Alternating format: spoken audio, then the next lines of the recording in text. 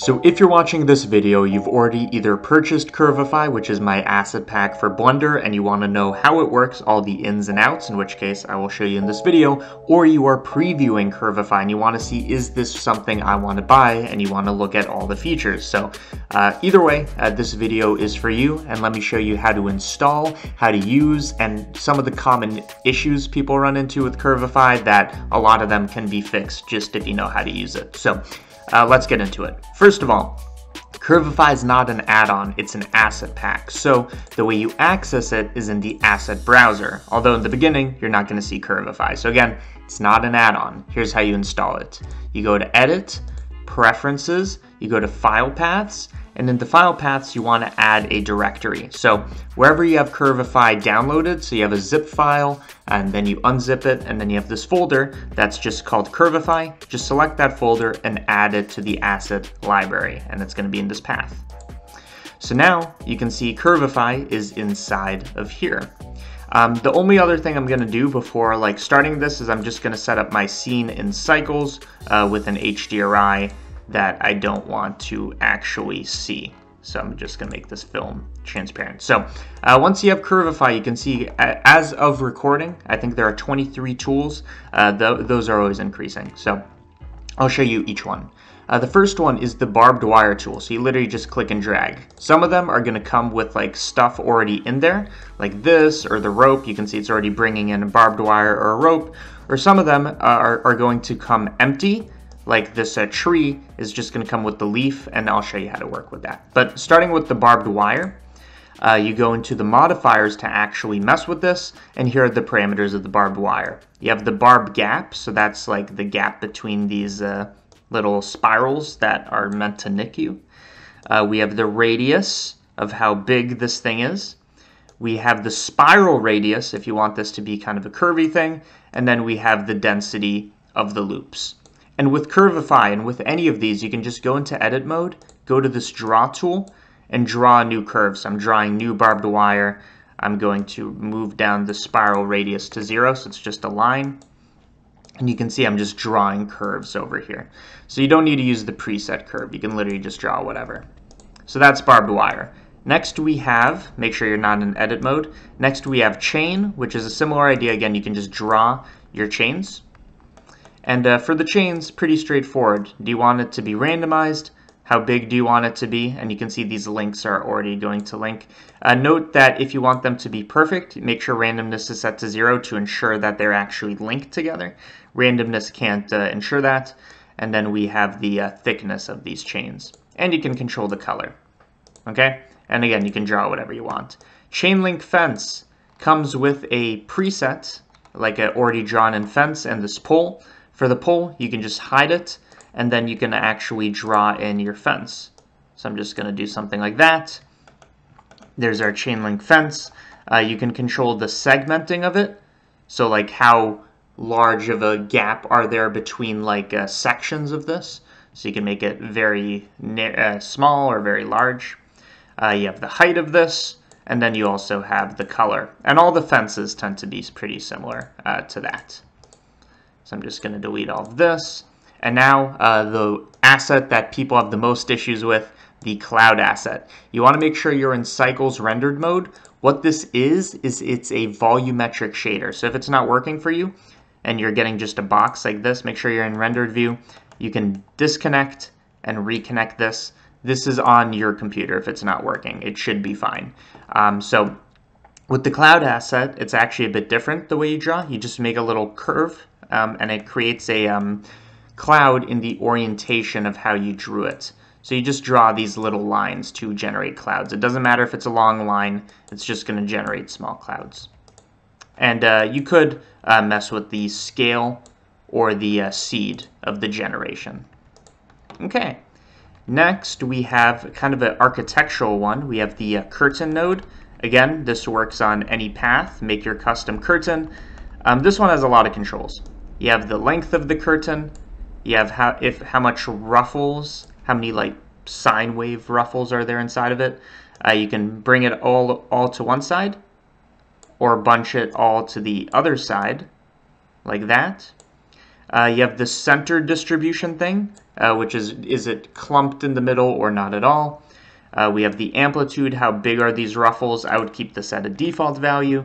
The transparency, and the color, and do you want a rod or not at the top. So pretty standard. The decal one is where it gets kind of interesting. So the decal is one of these nodes where you bring it in. I'll do that again. You bring it in and you see nothing, okay? This is because you have to actually draw the curves. What the decal does is it takes an object, like a UV sphere, and what we do with the decal is you select your object. So I'm selecting the sphere. Bit of an issue here. Make sure you have this set to surface. My mistake. And now you can see we have decals drawn onto the surface here, just like that. The offset is going to be how far off the surface this is. And the rotation is just going to add rotation. So what is this node? What's the point of it? What you do is you add in an image in the shading thing. So you can see there's just UV coordinates. So you can add in your own like stencil or sticker or whatever by just loading something into an image texture in between here. So let me just show you. For example, I don't really have a good example already loaded, but let's say you wanted a grape leaf. Now you have these grape leaves here. You can run this through a principled BSDF and connect the alpha to the alpha. And now you're drawing, the idea is you're drawing leaves onto here. So that's what the decal one does. Make sure whatever object you have in here is imported into the settings. Okay? So that's kind of an interesting one. The feather is another one people have issue with. So it actually already comes with a feather. I'm going to delete it. It's pretty basic. You just draw in your feather. But the issue people have is they say that it doesn't generate it correctly. And this is because you're drawing from the side view. You can see it's doing some weird stuff over here. This tool was designed to work from the from the z-axis view of the x and y-axis. So make sure z is on top, and then you draw it, and then yes, once you're done with it, you can rotate the object and put it wherever you want. But it's designed to be a top-down thing, and that's just because it's such a complicated node. Next, we have flow. What it does is it brings in an object, so I'm going to hide this object, and it's going to flow it from one point to another. I think it only works with a single curve for this one. So what you can do is I'm going to redraw my flow. And you can see it kind of flows from one to the other. This object that we had initially was what is imported here. So you can see it's a bunch of spheres. We could have also equally had it be a Suzanne. So I'm going to set this to Suzanne. And now you can see we have a bunch of tiny monkeys that are flowing here. Controls are how many points, the density of this, the size of these, and the speed at which this flows. So pretty simple. And it will take care of the spawning and the deleting the objects at the end. Okay, still a lot to go. Next, let's do the hanging wire, which is a pretty simple one. You bring it in, and you got a wire that's not just there, but it like bobs up and down. You can just draw as many as you want, and it will automatically pick how far down it should dip. So if it's a very short one, it will dip a lot. If it's a long one, it will dip a little less. You can control the drooping, so you can have this almost be, and you can actually make the speed much lower, so it's not as intense. You can have the droop be at 0, so they're actually drawing like straight lines. But you want to make sure the speed is also at 0 for that. Or you can have more speed with some droop, and it will work like that. This is designed so that you do have some droop. It's not made for stationary cables. You can also control the radius of these and the color. So that's pretty cool. This one I can see being super useful. Next, we have the hedges. Hedges is another one that comes in with a leaf object. It comes in with an object, but you don't actually see the hedge, so that's a common theme here. You just want to hide the leaf. And then with the hedge selected in edit mode, you just draw. And this is going to make you a hedge. I'm going to make one that's a bit bigger because it's set to a certain scale.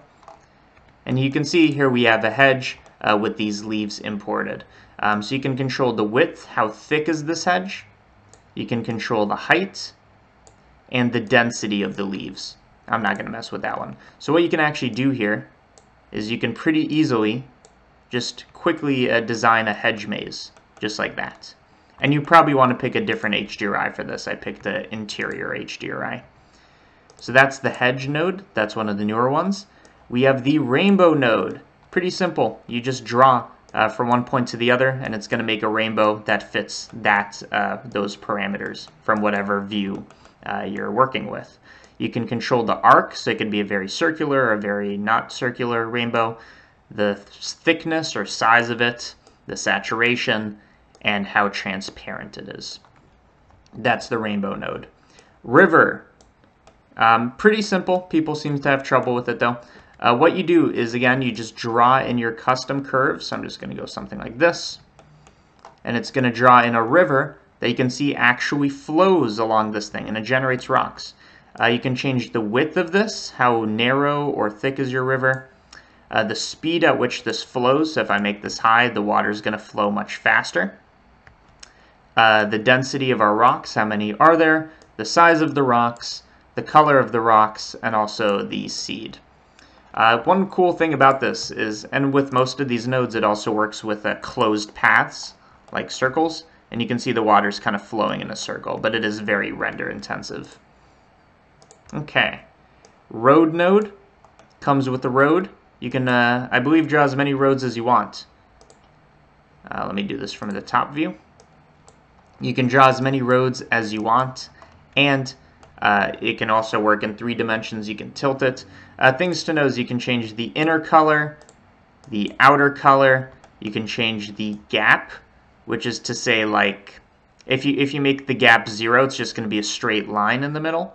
Or you could actually have gaps between these red lines. You can change the density of these, like how many lines are there per unit length.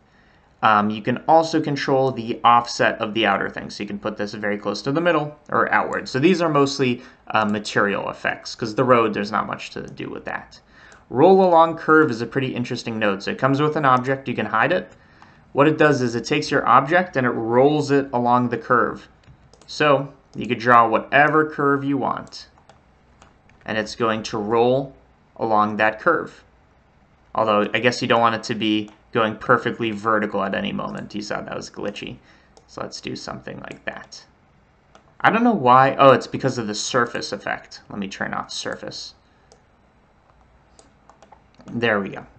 So you can see it's just going to roll along the thing with a bit of Z change, which I guess is something I can fix. But you can see it rolls along the thing. You can switch out your object. You can see you can have a Suzanne or a sphere or whatever. You have the orientation. You have the time offset. So if I set this to 1, it will wait a second and then it will roll. We also have the speed at which it rolls. So I'm making it roll twice as fast. And that's the essence of it. Roll along curve, rolls things along a curve. Rope comes with a rope. You can draw more rope. The controls for this are pretty simple. You can control the amount of spin. So this makes it like less, entangled, or you can make it more entangled, and you have the radius. It's a pretty simple node, but you can see it also generates these hairs on top and all of that. Next, we have the running stitch, which needs an object to work with. So I'm going to use Suzanne for this. So with the running stitch, select your object, being Suzanne, and then again, you want to draw using the surface in this case. And you can see now, wherever we draw on the surface, it makes kind of like this seam running stitch thing that works on any object, any surface. Things to know is you can control the height, how normal off the surface it goes, the frequency or the density of these stitches, the thickness of these stitches, and the color of these stitches. So there you go. And it works with any object. In a similar vein, the screw brush kind of works similarly to the running stitch, where you need an object for it to work. So I'm going to use the monkey. And you want to make sure that this has the object selected. So it's going to be on Suzanne. And there's actually not a lot of parameters here. So you want to make sure you are drawing on the surface. And you can see what this does is, depending on which surface you're drawing on, it's going to draw it normal to the surface. And the length of your stroke dictates how large the screw is. So if you make a tiny stroke, it's going to make a tiny screw, etc. So this is a quick way to draw screws on your surface, and you can select two different types of screws. So that one's pretty straightforward, but I think one of the crowd favorites. Next, we have the snow. It comes with a snow preset. The way it works is you just draw where you want there to be snow. So I'm going to say have there be snow here, and it's going to generate a particle system right there. And you can, I believe, generate multiple particle systems, and they can be controlled by the spread, how much beyond the drawing is it going to spawn stuff, the density of the snow, the height. The height's pretty interesting. You can see it only goes to a certain distance, so you can make it go a small distance, a large distance. That kind of depends on your scene. We have the speed that it's falling, the randomness, and wind direction, so you can make it really flow along a certain path, and the size of the snowflakes. Okay, getting down to the last tools here. We have, let me get rid of this annotation, we have the spring tool, which again, you need to draw for it to work. And you can see it just generates kind of like a slinky-like effect. You can change the material for it to be metallic or something. I'm just going to generate a slinky-looking arc. And things to know is you can control the resolution. That's just, I guess a good way to define resolution is how many points should there be along the edge. So it might look very like low res, so you might need to bump it up. So let me show you. If I make it very low res, you can see it kind of looks like that, is the point. So I'm going to make it high res. We have the number of coils, and we have the radius. So I'm just going to make the radius something like this. You can bring it to the start, or you could bring it to the end. To make it a slinky, I guess you have to draw this curve a bit better. So I'm just going to rotate it. And yeah, so make your slinky, and you can see the color moves with it. So pretty simple node, but you can use it to draw springs. Tentacle, exactly what you think. You can draw tentacles, but not with the annotation tool. You want to make sure you're using the draw tool, like that, like this. One thing that you'll notice is that the suction cups are kind of dependent on the length of it. So what I'm saying is, if your suction cups look incorrect, you want to change the number of suction cups. You can modify that here, so you have control over that. So for example, if I was to draw something like, I keep using the annotation tool, if I was to use something like this, you can see the suction cups are way too dense. So what I'm going to do is I'm going to delete this one. So we only have this one to work with, and I'd bring it down to suction cups to maybe like 20, and you can see that looks a lot better. Other things to know about the tentacle, I'm bringing back our original, is you can change the size of it, so just the radius of it in some sense. You can spin it so it's facing a different direction, and you can add a bit of noise to make it look more realistic. The tree brush, one of my favorites. Again, it comes with this leaf that you can hide. It's going to look a bit weird, or I hid the tree, hide the leaf. It's going to look a bit weird because we have a HDRI that's indoors, but basically all you do is you draw a path, and it's going to make a tree. Again, this isn't the HDRI you'd want for this, so let me just make it an outdoor one. And now you can see we have a nice tree. You can make it of any size and in any direction. And there you go, it's a tree.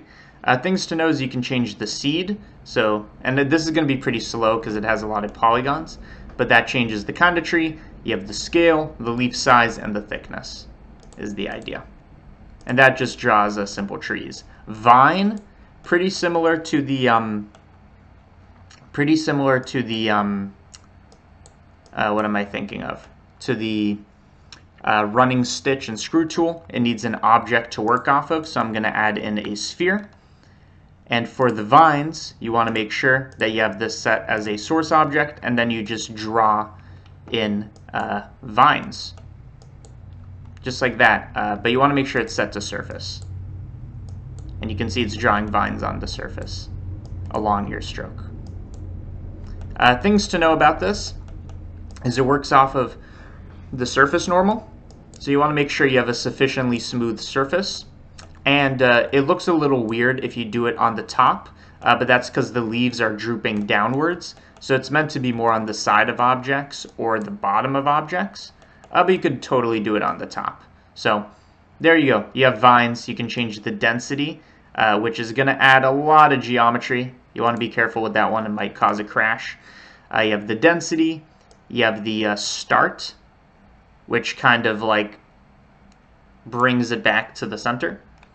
You have the color, so you can offset it to be kind of like an orangey color or whatever you want. And you have the seed as well. So that is the vine. Let me get rid of that. And now we have two more fences, which we already talked about. So the fence, you want to hide the initial things, and then you can just, I keep doing that. You can draw a fence using the cursor, just like that, and it has the same parameters as the other ones. It has segments, it has height, and it has the color. And then finally, for the wooden fence, you have a similar idea, where you can draw a fence, you have your segmenting, the number of posts, and the height. So there you go. That is all the tools that are currently in Curvify. You'll notice that it took a while to explain because there's a lot of tools. So I'm constantly adding tools. I keep bumping up the price as there are more and more tools. So now is the cheapest time you can get it at this point. So get it before I raise the price. And for those of you who have already purchased Curvify, hopefully this has helped as an instructional video of how to use it. Thanks for watching.